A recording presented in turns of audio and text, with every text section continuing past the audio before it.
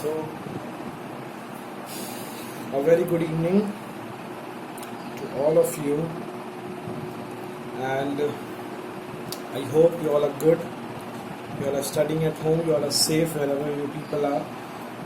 So, mm, before starting the new chapter, I would like to tell you that we have completed the force and laws of motion chapter in physics, and I hope that everything from that chapter is very clear to you all people. Is it so? And if it is not, then you should make it clear, because today the chapter we are going to start is also very interesting. Okay, very interesting chapter. Okay, so let's start then. Okay, so this is the name of the chapter is gravitation. Okay, gravitation. Yeah. So this is a word with which you people are very much familiar with your childhood only. Is it so? Gravitation, gravitational pull, gravitational force, acceleration due to gravity. These terms you people have heard. Is it so? From your childhood only, you people have read the definition. You people have learned the definition. Is it so? From your examination point of view, these were important in class 8. In class 8 also you people have read about the contact forces, non-contact forces. In that non-contact forces there was the gravitational force, where you people have read about this gravitational force and what is gravitational force, what is gravitation. You people have a somewhat a bit knowledge, a bit idea about what is the gravitation, what is a gravitation. Is it so? Okay, so I will not discuss the definitions with you all people, that what is gravitational or what is gravitational force, what is gravitational pull. Is it so? The force by which the earth pulls any object towards itself. Is it so? The force by which the earth pulls any object towards itself in the downward direction. The earth is pulling any object in the downward direction. Okay, the force by which the earth is pulling the objects in the downward direction is known as the gravitational force. Is it so? You people have read it earlier also. Now, maybe you know, I think that you people know that as the earth pulls the object towards itself. Is it so? So we know that the one natural satellite of earth is the moon. Is it so? We know that the natural satellite of earth is the moon. So do you people think that if the moon is having some gravitational force, some gravitational pull, so what about the moon? Will it have a gravitational pull or not? What do you people think? हाँ, सोच लो क्या होना चाहिए, है ना? होना चाहिए कि नहीं होना चाहिए, क्या होना चाहिए, है ना? तो आई थिंक तुम लोग सोच लिए होगे. जैसा भी सोचे मुझे बताना, है ना?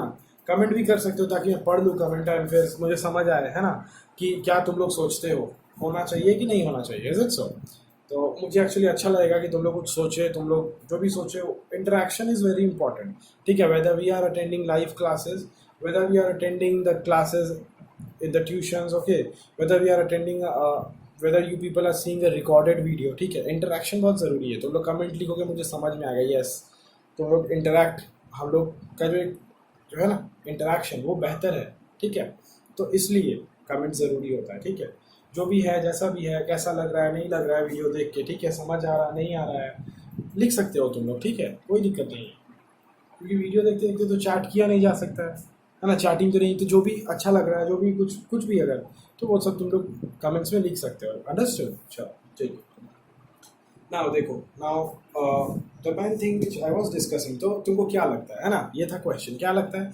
तो देखो, मुझे आई थिंक कि तुम्हें जो भी लगता है वो सही लगा होगा, कि जैसे the in the same way the moon also has its gravitational force. Yes, I think तुम लोग भी यही सोचे होंगे कि मून के पास भी अपना ग्रेविटेशनल फोर्स है. अगर नहीं सोचो तो कोई दिक्कत नहीं है. तो जैसे अर्थ के पास अपना एक ग्रेविटेशनल फोर्स है, उसी तरीके से मून के पास भी अपना एक ग्रेविटेशनल पुल है. अब सवाल ये उठता है, ओके ठीक है, तो if the moon has gravitational pull, तो why it does not pull us towards itself, है ना, कि अगर उसके पास ग्रेविटेशनल पुल है तो वो मुझे पुल क्यों नहीं, हम लोगों को पुल क्यों नहीं करता, हम लोग अर्थ ही हमेशा क्यों पुल करता है ना। तो अगर दिस इज द क्वेश्चन, तो इसका भी आंसर है हमारे पास। ऑब्वियसली हर एक क्वेश्चन का आंसर जो है वो फिलहाल हम लोग के पास है। This is earth and this is moon, है ना, इसी तरीके का कुछ साइज है। अब अर्थ जो है वो अपने तरफ खींच रहा है, अर्थ अपने तरफ पुल कर रहा है, और मून को भी हम लोग बोल रहे हैं मून भी बेचारा अपनी तरफ खींच रहा है, मून भी अपनी तरफ पुल कर रहा है। हम लोग ऐसा बोल रहे हैं कि या moon also has its gravitational pull. अब द क्वेश्चन इज कि sir if the moon has gravitational pull तो हम लोग उसको ऑब्जर्व क्यों नहीं कर पाते, है ना। मैंने जैसे मान लो हम लोग को ऊपर से नीचे आने के लिए, है ना, जैसे हम लोग कोई भी सब ऑब्जेक्ट हम लोग ऊपर फेंकते हैं तो ग्रेविटेशनल पुल की वजह से what happens, the objects fall in the downward direction. तो ऐसा क्यों नहीं होता है कि मून के पुल के वजह से ऑब्जेक्ट अपने आप जैसे नीचे आ सकता है अर्थ के पुल की वजह से, वैसे ही मून के पुल के वजह से, ग्रेविटेशनल पुल की वजह से अपने आप ऑब्जेक्ट नीचे से ऊपर क्यों नहीं जा सकता, है ना। This is a very valid question, is it सो, क्यों नहीं जा सकता। तो अगर ग्रेविटेशनल पुल है मून के पास तो मून हम लोग को खींचता, तो हम लोग अपने आप ऊपर की तरफ चलते, है ना, उड़ते, हम लोग आकाश में उड़ते लिटरली, है ना, like Shaktimaan and your Doraemon and Shinchan जो भी है ना। तो ऐसा क्यों नहीं होता है ना। इसका मतलब ये है कि सर आप गलत बोल रहे हैं, है ना। इसका मतलब यही है कि आप गलत बोल रहे हैं कि मून के पास ग्रेविटेशनल पुल होता है। नहीं, मून के पास तो ग्रेविटेशनल पुल नहीं होता है ना। तो ऐसा नहीं है, ठीक है, this is not the case, है ना।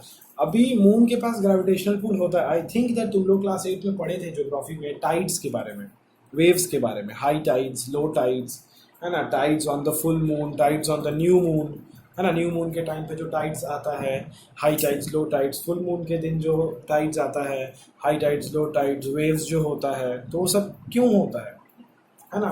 तो उन लोगों के पीछे किसका हाथ है, उन लोगों के पीछे ये अर्थ का ही है जो ना, मून का, सॉरी, जो ग्रेविटेशनल पुल है that is responsible for the high tides and low tides, understood. अब चलिए ठीक है सर, मान लेते हैं, हाँ हम लोग पढ़े थे, यस याद आ गया, चलिए पढ़े थे, तो हम लोग को क्यों नहीं खींच पाता है ना। This is a very valid question.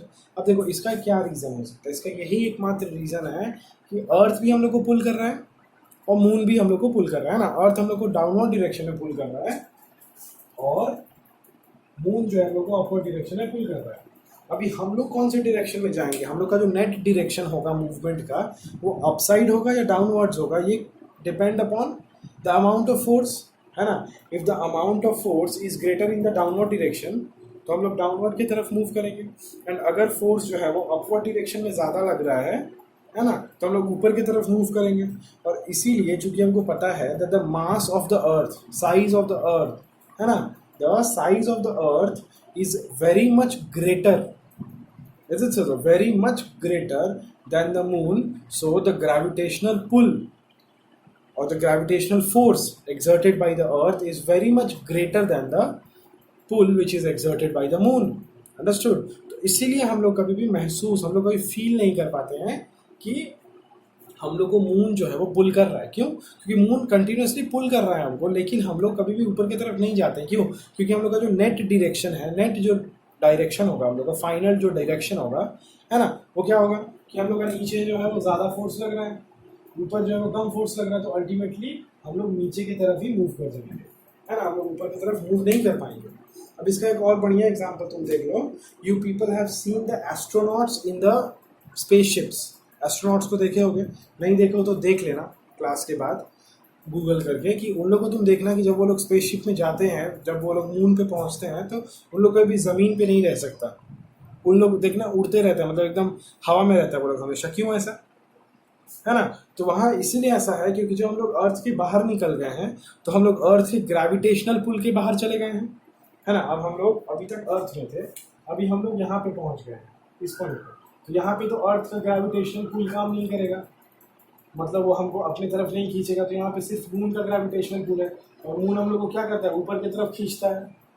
तो हम लोग इसीलिए तुमको देखना है, जितने भी स्पेस शिप्स में जितने भी एस्ट्रोनॉट्स को तुम देखोगे, है ना, तो उन लोग हमेशा ऊपर की तरफ लटके हुए होते हैं, हमेशा ऊपर की तरफ जो है उन लोग लटका हुआ होता है, हवा में उन लोग उड़ रहा है, उन लोग को पता है उन लोग गिरेगा नहीं, क्योंकि मून क्या कर रहा है, जैसे अर्थ हमेशा नीचे रखता है हम लोग को, हमेशा हम लोग को ज़मीन से लगा के रखता है ना, हम लोग हमेशा we are always in the downward direction, उसी तरीके से सिमिलरली मून भी हमेशा ऊपर की तरफ हमको खींचता है। तो ये चीज़ तुम लोग स्पेसशिप में देख सकते हो एस्ट्रोनॉट्स के केस में। वहाँ पे ऐसा क्यों होता है, अगर कोई पूछ दे तुमसे, if anyone will ask you that अच्छा वहाँ पे ऐसा क्यों होता है, यहाँ पे ऐसा क्यों नहीं हो सकता, है ना। मे भी तुमसे कोई पूछ दे कि तुम जैसे मानो किसी को ये एग्जांपल दो कि हाँ ऐसा ऐसा होता है, पता है, किसी को भी दे सकते हो तुम लोग, अपने गार्जियंस को भी दे सकते हो, फ्रेंड्स को भी दे सकते हो। तो मान लो वो आदमी तुमसे पूछते हैं, हाँ he will ask you okay ठीक है ऐसा होता है, तो बेटा can you please explain me that why does this happens, okay, this phenomenon, this thing particular, this thing happens in the moon only and it doesn't happens in the earth when the people are on the earth surface, तो why it happens, can you please explain। तब तुम लोग क्या करोगे, है ना। तो इसका आंसर क्या बोलोगे, बताओ, सोचो क्या हो सकता है इसका आंसर। तो इसका एकमात्र यही आंसर है, the only answer is that कि when the body is okay, when the body is away from the earth surface, okay, when the body is away from the earth's surface, the earth's gravitational force is not acting on the body, only the moon's gravitational force is acting on the body। So if the earth's gravitational force is not acting on the body, is it so, then what will happen, अगर अर्थ का पुल है ही नहीं मेरे पास, तो अर्थ हमको पुल करेगा नहीं। अर्थ अगर नहीं पुल करेगा तो मेरे पास सिर्फ मून है जो कि हमको ऊपर की तरफ पुल करेगा, तो हम अल्टीमेटली ऊपर की तरफ चले जाएंगे, है ना। मेरे पास कोई अपोजिंग फोर्स है ही नहीं, क्योंकि हम तो अर्थ के एटमॉस्फेयर से बाहर निकल गए हैं, we are out of the earth's atmosphere and hence the earth's gravitational force is not working okay on our body, is it so. तो ये तुम लोग जो है इसका आंसर जो है वो लिख सकते हो, अंडरस्टूड। तो ये सारा कुछ बेसिक्स होता है ना, डायरेक्टली चैप्टर में आ जाना इज नॉट गुड, थोड़ा सा जानना चाहिए हम लोग, है ना। ओके अभी तुम लोग को याद होगा, you people remember that in the first chapter motion, है ना, we have discussed about the circular motion, किए हैं ना हम लोग डिस्कशन, है ना। तो ये जो हमारा सर्कुलर मोशन हम लोगों का था, है ना, तो उसमें मैंने तुमको बताया था कि there are two forces, is it so. मैंने उसमें तुमको बताया था that there are two forces, is it so. कौन सा दो फोर्सेस होता है, the two forces which are responsible for a circular motion. मैंने बताया था तुमको, अगर तुम लोग को याद होगा, centripetal force and centrifugal force, is it so. Centripetal and centrifugal force. Centripetal force क्या होता है बताओ, बताओ फास्ट कमेंट में लिख के बताओ, कमेंट में लिख के बताओ फटाफट, चलो। Centripetal force and centrifugal force. What is centripetal force and what is centrifugal force, बताओ फटाफट, कमेंट में लिख के बताओ, फटाफट बताओ मैम, जल्दी जल्दी जल्दी जल्दी जल्दी।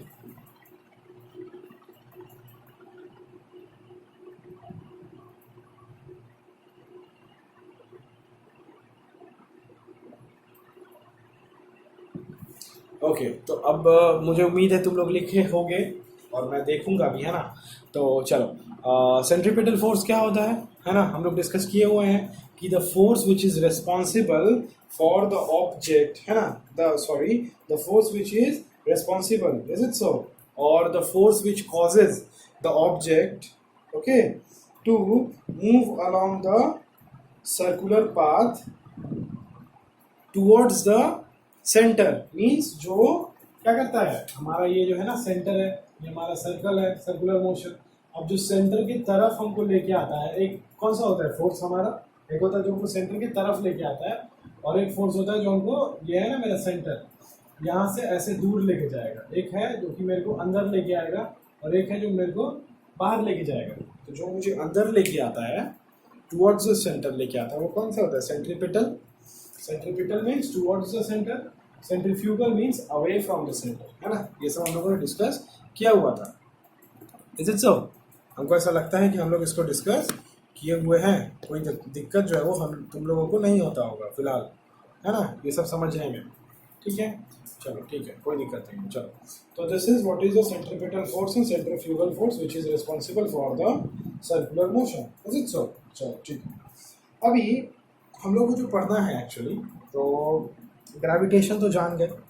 अभी तुमको ये बात पता है कि यूनिवर्स में कोई भी ऑब्जेक्ट है, कोई भी ऑब्जेक्ट है, whether it's a very big object, it's a very very very very very small object, है ना, यहाँ तक कि एलिमेंट्स, कंपाउंड्स कितना छोटा होता है, तुम लोग जानते हैं कि पार्टिकल जो होता है कितना छोटा होता है। तुम लोग पढ़े हो ना कितने छोटे छोटे माइक्रोस्कोपिक लेवल के पार्टिकल्स होते हैं। यहाँ तक कि माइक्रोस्कोपिक लेवल से लेके, मतलब इतना छोटा लेवल से लेके मैक्रोस्कोपिक लेवल, मतलब बहुत बड़ा साइज को भी तुम लोग अगर कंसिडर कर लोगे, है ना, ऑन द अर्थ सरफेस, अगर वो अर्थ सरफेस पे है तो उसके बीच में ग्रेविटेशनल फोर्स आएगा ही आएगा, है ना। तो gravitational force is applied on each and every object of the universe. I think it is very, very, very clear to you all. Whether it's a very, very, very, very small thing or it's a very, very, very, very, very large thing, gravitational force will act upon that body. Understood? जो भी important लगता है, जो भी लगता है लिखने लायक है, इम्पोर्टेंट है, उसको कॉपी में नोट डाउन करते चलो। Understood? Because running notes banana is very, very important. From examination point of view, for your revision purpose, because the chapters are too lengthy, तो रिविजन तुम लोग का अपना हैंड रिटन नोट्स रहेगा, important points तुम लोग खुद से मेरे पढ़ाते वक्त लिखे रहोगे, तो it will be very very helpful for you people. Okay, मेरा काम है बोलना, बार बार मैं समझा रहा हूँ, बनाओ, नहीं बनाओगे तो तुम लोग को ही प्रॉब्लम होगा लास्ट में चल के। अंडरस्टूड? तो ये बात है। चलो, तो अब इसके बाद जो हम लोग जो पढ़ने वाले हैं, ठीक है, the main thing, okay, that is the universal law of gravitation. So there is a law of gravitation, there is a law which will tell that the gravitational force, ये जो gravitational force है, कोई भी दो object के बीच में, universe में जो कोई भी दो ऑब्जेक्ट के बीच में ग्रेविटेशनल फोर्स ये जो अप्लाई होता है, तो ये फोर्स जो होता है ये किस किस फैक्टर्स के ऊपर डिपेंड करता है और कैसे कैसे ये काम करता है, ये सब अब हम लोग को थोड़ा सा डिस्कशन करना है। आ जाओ तो put the heading universal law of gravitation.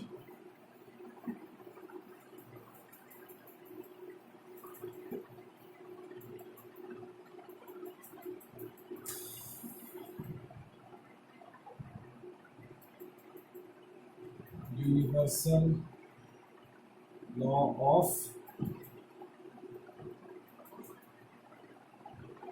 gravitation. Okay, what is the universal law of gravitation which was given by scientist Isaac Newton? Okay, this was given by scientist Isaac Newton. Okay, अच्छा देखो तो क्या बोलता है, मान लो जैसे हम लोग बोलते हैं ना कि ग्रेविटेशनल फोर्स जो है हमेशा टू बॉडीज के लिए अप्लीकेबल होता है ना, it is only always and always it is applicable for two bodies, is it so? Two bodies के लिए ये एप्लीकेबल होता है, कोई भी दो बॉडीज के बीच में एक्ट करता है ये लॉ, इज इट सो? ये सॉरी ये फोर्स। तो मान लो हम लोग दो बॉडीज ले लेते हैं यहाँ पे, ठीक है, suppose this is one body and this mass is m1 and this is one body, its mass is m2। Suppose कर लो इसका और इसके बीच का डिस्टेंस कितना है, इसके बीच का डिस्टेंस है r, इसके बीच का डिस्टेंस है r, ठीक है, r यूनिट्स, वो किलोमीटर हो सकता है, किलोमीटर तो ऑब्वियसली नहीं होगा, बहुत बड़ा होता है, तो ठीक है, तो उसको किलोमीटर नहीं, तो उसको आर यूनिट्स ले लो, ठीक है, ये हम लोग ले लिए। और दो ऑब्जेक्ट हमारा है ना, ये हमारा एक है ऑब्जेक्ट जो कि ए है और ये है बी है, इसका मास है m1, इसका मास है m2 और दोनों के बीच का डिस्टेंस है r। अगर ऐसा केस है तो what will be the gravitational force, कितना फोर्स इन दोनों बॉडी के बीच में अप्लाई होगा, है ना, कितना फोर्स जो है वो, what amount of force will be applied between these two body, दोनों बॉडी के बीच में कितना ग्रेविटेशनल फोर्स होगा, ये हम लोग कैसे पता चलता है। आ जाओ फिर देख लेते हैं ना। सबसे पहले हम लोग लिख लो तुम लोग एक चीज़ को, जो मैं यहाँ पे लिखा हूँ इसको तुम लोग थोड़ा सा सेंटेंस में लिखवा देता हूँ, काम करेगा, ठीक है। You have put the heading universal law of gravitation, ठीक है, तो इस हेडिंग के नीचे तब लिखना शुरू करो तुम लोग कि let two objects be what, let the two objects be A and B. Okay, let the two objects be A and B of masses m1 and m2, जिसका मास कितना है, of masses m1 and m2 at a distance r, at a distance r from each other, दोनों के बीच का distance कितना है r, at a distance of r from each other as shown in the figure, as shown in the figure, और इस figure को तुम लोग ड्रॉ कर लो, as shown in the figure, full stop. Okay, so let the force of attraction between them, let the force of attraction between the two objects, लिख लो, let the force of attraction between the two objects be capital F. मान लो कि इन दोनों के बीच में कितना force apply हो रहा है, मान लो कि इन दोनों के बीच में जो फोर्स अप्लाई हो रहा है वो है कैपिटल F, ठीक है, कैपिटल F, ठीक है, फुल स्टॉप लिखो, फुल स्टॉप दो, देन उसके बाद लिखो, सो according to the universal law of gravitation, according to the universal law of gravitation, according to the universal law of gravitation, the force between two objects, the force between two objects is directly proportional to, पहले तुम लोग statement लिख लो, फिर मैं तुमको उसका mathematical expression भी दिखाऊंगा, कोई दिक्कत नहीं है, is directly proportional to the product of their masses, product of their masses, full stop, sorry not full stop, product of their masses and फिर लिखो and inversely proportional to